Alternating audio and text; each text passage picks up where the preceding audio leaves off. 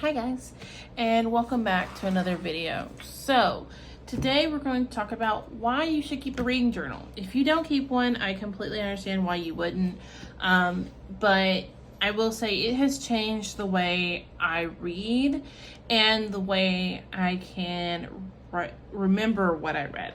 So this is my reading journal from December of 2020 all the way to August of 2022.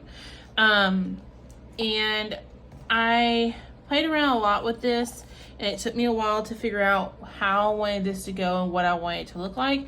So I'm excited to share this video with you so you can see it as well. As you can see, I did a quote. I did paint it and get a quote. Here is my index. Okay, so first reason to keep a reading journal is to keep your annotations from library books. So this is all my annotations from A Crown of Midnight. When I first read it from the library, same thing with Alice in the Zombieland, Heir of Fire.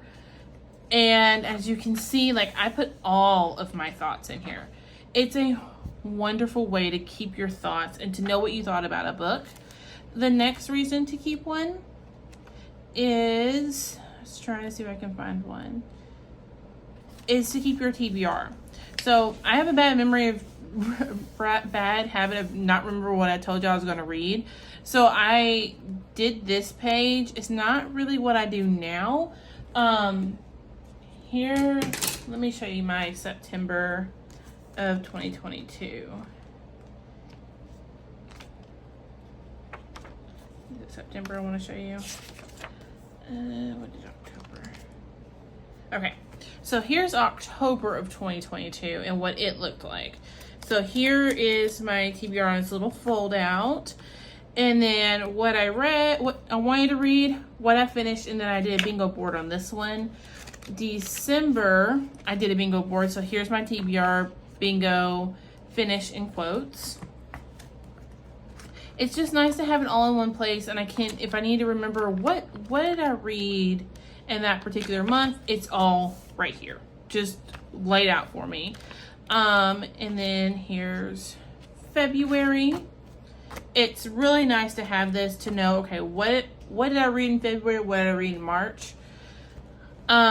Next is if I'm wondering if I read that book or not.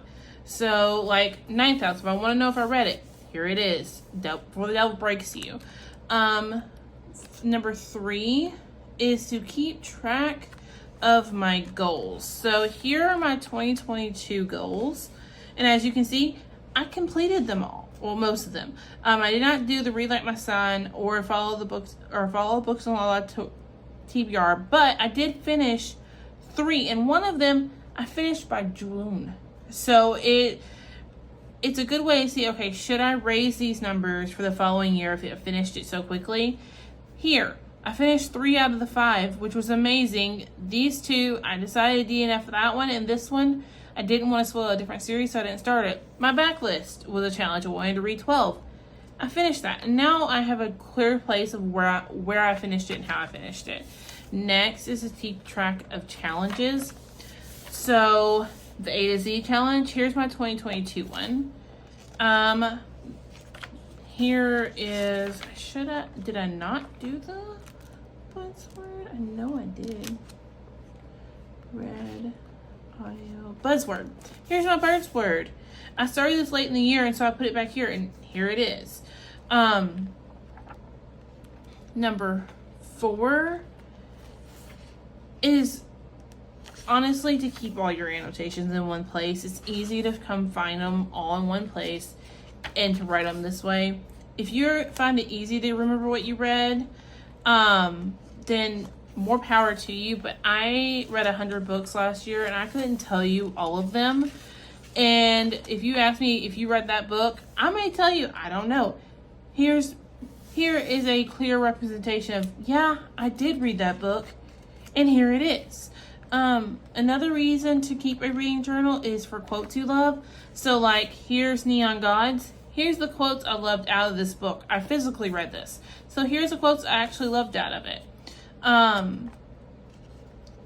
Another thing I do in my green journal now that I didn't here is I always put in the year it was published, because I'm curious to know if I'm reading current releases or backlisted books more than where do I normally fall as far as like the length I'm reading or the year they were published. Storygraph does give me all of those stats, but I love having it on paper. I love flipping through this and getting to see everything I read and what I thought of everything.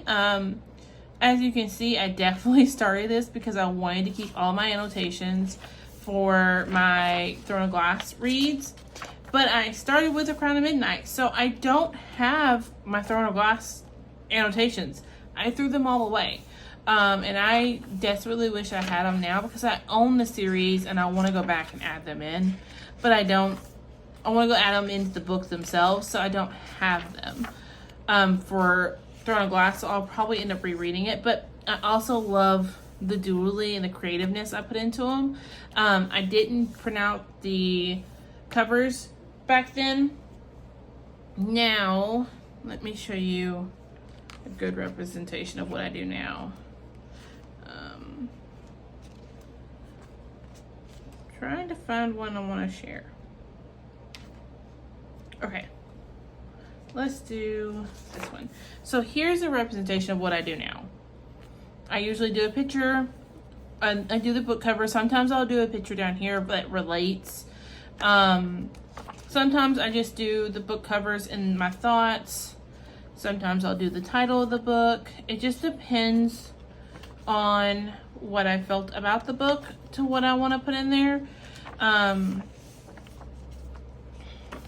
me show you my most recent one I finished. Here's my most recent page I finished. So as you can see, like, it just got washy and that was it. Like, this is it. So those are my 4 reasons to keep a reading journal. To keep track of your challenges, to keep track of what you read, keep track of your thoughts, and the place to put all your annotations so that you can find them again. There will be a full flip through of this journal in a video coming up, and I hope y'all guys enjoy that. I hope you enjoyed this video, and I'll see you in my next one. Bye guys.